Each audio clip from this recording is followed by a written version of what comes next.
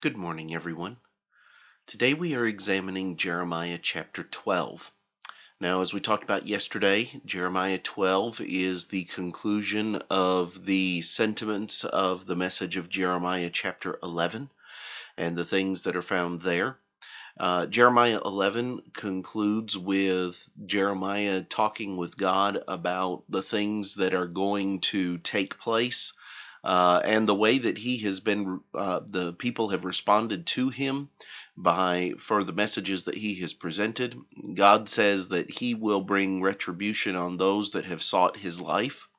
But then you come into chapter 12 and there's a continuation of this conversation. In the first few verses, you have Jeremiah talking again to God. And he says in verse 1, "Righteous are you, O Lord, when I plead with you. You let me talk with you about your judgments. Why does the way of the wicked prosper? Why are those happy who deal so treacherously?" So following directly on the heels of the things at the end of chapter 11, Jeremiah asks this question of God, but he also makes a statement of God. He says, "Righteous are you, O Lord, when I plead with you. You let me talk with you about your judgments." Well, the first thing I want us to notice from chapter 12 is that God listens. God allows us to come to Him, to bring our cares, to bring our concerns, to bring the things that are on our hearts before Him. And He is righteous to listen to them. Now, that doesn't always mean that we're going to get the response or the outcome that we want out of the things that are going on, but He is righteous to listen, to hear, and He says, "You let me talk with you about your judgments." Even to ask questions, as far as that goes. One of the things that is very interesting in the Old Testament is the number of times where God allowed His prophets or His people to ask questions of Him. So many times it is perceived that God is one that is, you do what I say, no questions asked. And yet that's not God's personality at all, nor is it His mentality. As a matter of fact, the very reason why we have the Bible laid out in the way that we do, with all of the different books and all of the different resources laid out the way they are, is because God is seeking to answer man's questions. God is seeking to give to man the information that he needs to be able to find the answers that he seeks. And so you have this accessibility with God, you have this openness with God that says that He is willing not just to listen, but He is willing to accept questioning about the things that He does and about who He is. And so as you open Jeremiah chapter 12, Jeremiah recognizes that particular fact.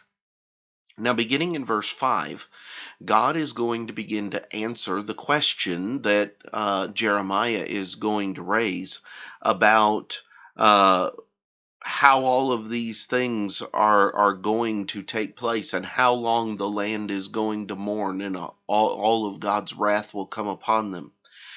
And I want you to notice something that I found very interesting beginning in verse number 7. In verses 7 through 10, you have a number of statements that God is going to make about Judah, about His people. As a matter of fact, He's going to call them my heritage. And as He does, He's going to use a number of descriptive terms to identify what His people are like and what His heritage is like. In verse number 7, he begins by saying, "I have forsaken my house, I have left my heritage." Verse 8, he says, "My heritage is to me like a lion in the forest, it cries out against me." Verse 9, "My heritage is to me like a speckled vulture, the vultures all around are against her." And then in verse 10, many rulers have destroyed my vineyard. They have trodden my portion underfoot. They have made my pleasant portion a desolate wilderness. You have a few different identifiers here of how God sees His people. He sees them as a lion. Now, generally, when we look at it from the standpoint of a lion, we're looking at something that is roaring and something that is is loud and something that is in charge, as it were.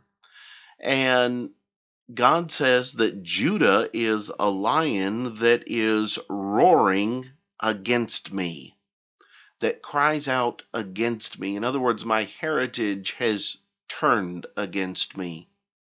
He goes on to say in verse 9 that they are like a speckled vulture, and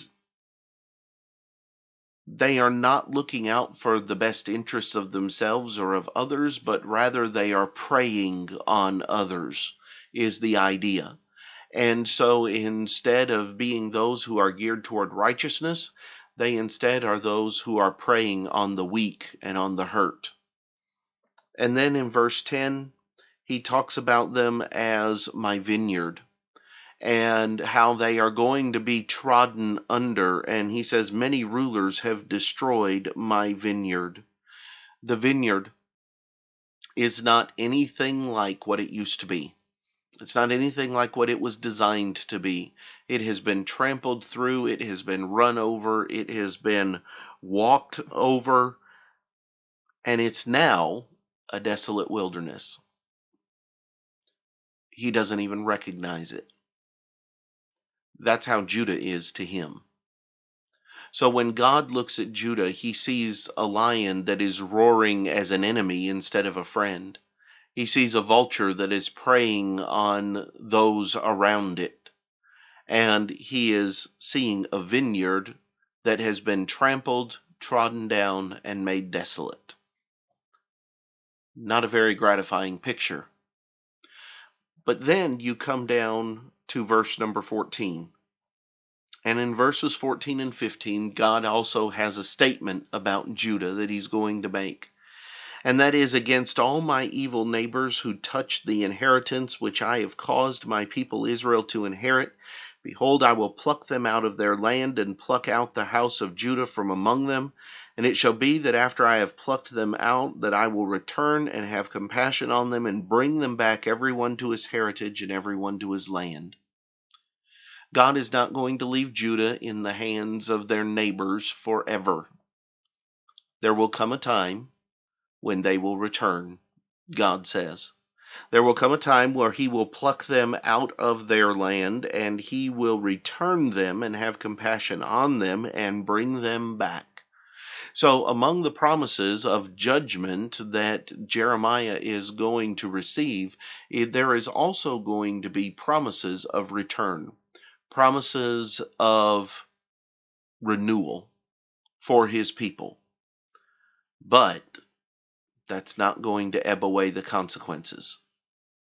So those are some of the things that I pulled out of chapter 12. I know there are some other things that we could talk about and discuss, but hopefully these have been beneficial to you.